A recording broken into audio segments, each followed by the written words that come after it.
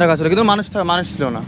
আপনারা দেখছেন reporter press. বর্তমানে আমরা করিমপুর 2 নম্বর ব্লকের থানারপাড়া থানার অন্তর্গত গোড়ভাঙ্গাতে আছি। আপনাদেরকে জানিয়ে রাখি, গত রাতে করিমপুরের দিক থেকে নাজিরপুরের দিকে যাচ্ছিল, হঠাৎই ভাবে যে বিশ্রাম ঘর ছিল সেই বিশ্রাম ঘরে ধাক্কা মারে এবং ঘরটি সম্পূর্ণরূপে ভেঙে যায়। সেই চিত্র আপনাদেরকে তুলে ধরেছি। কখন ঘটনা ঘটেছিল দাদা?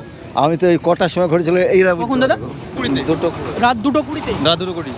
কখন কেউ ছিল এর ভিতরে? না না, এখানে গেছিল, এটা বিশ্রাম ঘর। এই যে হঠাৎই রাতের মধ্যে ঢুকে ঘর ভেঙে গেলো, এখানে যদি মানুষ থাকতো তাহলে তো ক্ষয়ক্ষতি হতো। হতো তো, মানুষ মারা যেত। ঘর ভেঙে গেছে, বিশ্রাম ঘর ভেঙে গেছে। বিশ্রাম ঘরটা নাই কিছু, ধরেন একটা ভ্যান আছে এর ভিতরে। ভ্যানও রাখা ছিল? হ্যাঁ, ভ্যান রাখা ছিল কিন্তু মানুষ ছিল না।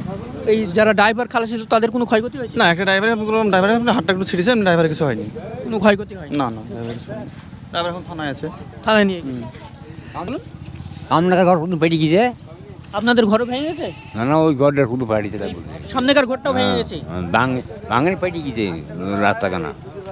বিশ্রাম ঘর, প্রতীক্ষালয়, যেটা জনসাধারণের জন্য বাস বা টোটো ধরার জন্য তারা অপেক্ষা করেন। আর সেই ঘরে সরাসরি এসে ধাক্কা মারে এই লরিতে পাথর বোঝাই আছে। আপনাদেরকে দেখাবো সেই পাথর বোঝা আছে এবং পাথর নিয়ে করিমপুরের দিক থেকে নাজিরপুরের দিকে যাচ্ছিল। ঠিক থানারপাড়া থানা হয়ে হাগনা গাড়ি হয়ে গোড়ভাঙ্গার দিকে নাজিরপুরের দিকে যাচ্ছিল, তখনই এখানে একটি প্রতীক্ষালয় ছিল এবং প্রতীক্ষালয়টি সম্পূর্ণরূপে ভেঙে গেছে। সেই চিত্র আপনাদেরকে তুলে ধরতেছি। যিনি এখানে বসবাস করেন এই প্রতীক্ষালয়ের পাশে, তারও ঘরটা ভেঙে গেছে, তাদের রান্নাঘর ভেঙে গেছে। যে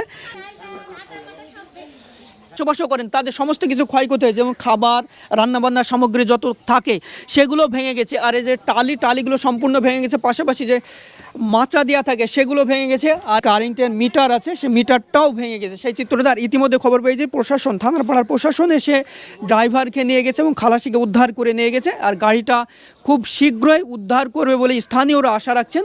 আর এই গাড়িটাকে আপনাদেরকে যদি দেখায়, গাড়িটা বিশ্রাম ঘরটাকে ধাক্কা মারার পর সরাসরি পরের একটি বাড়িতেও ধাক্কা মারে, কিন্তু এই ঘরটি সম্পূর্ণরূপে ভেঙে যাওয়ায় গাড়িটি এখানে আটকে যায়। কি ঘুমিয়ে গেছিল বলে আসুন? হ্যাঁ, ড্রাইভার ঘুমিয়ে গেছিল। কোনো নেশাগ্রস্ত ছিল সেটা বলতে পারছি না, কিন্তু ঘুমিয়ে থাকার কারণে ঘুমিয়ে থাকার কারণে এই অবস্থা। ঘুমিয়ে থাকার কারণেই এই অবস্থা হতে পারে বলে স্থানীয়রা আশঙ্কা করছে। কিন্তু তারা অভিযোগ করছে, এখানে যদি কোনো বাসস্থান হতো তাহলে যিনি এখানে থাকতেন বা যিনি বসবাস করতেন তিনি হয়তো নিহত হতে। কারণ একটি খুবই বড়সড় ঘটনা থেকে রক্ষা পেয়েছে স্থানীয়রা। আপনাদেরকে জানিয়ে রাখি, হাত দেওয়াল যে বসার অপেক্ষা করার জায়গা, প্রতীক্ষালয়টি সম্পূর্ণরূপে বশীভূত হয়ে গেছে।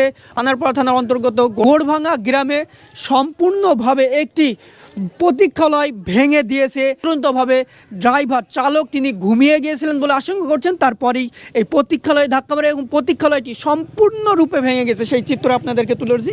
এটা ছাদটা সম্পূর্ণভাবে ভেঙে গেছে। এখানে দেওয়াল ছিল, এখানে একটা ভ্যান ছিল যেটা জনসাধারণ হয়তো রেখেছিলেন, তাদের দৈনন্দিন জীবনে ব্যবহার করেন। সেই ভ্যানটাও সম্পূর্ণভাবে ভেঙে গেছে। পাশাপাশি সামনে যে গাড়ির সামনেটা, সেটাও অন্য আরেকটি বাড়িতে গিয়ে ধাক্কা মেরেছে। কিন্তু এই যে ছাদ পড়ে যাওয়ার কারণে হয়তো বা ওখানে আটকে গেছে বা বেঁধে গেছে। ধন্যবাদ।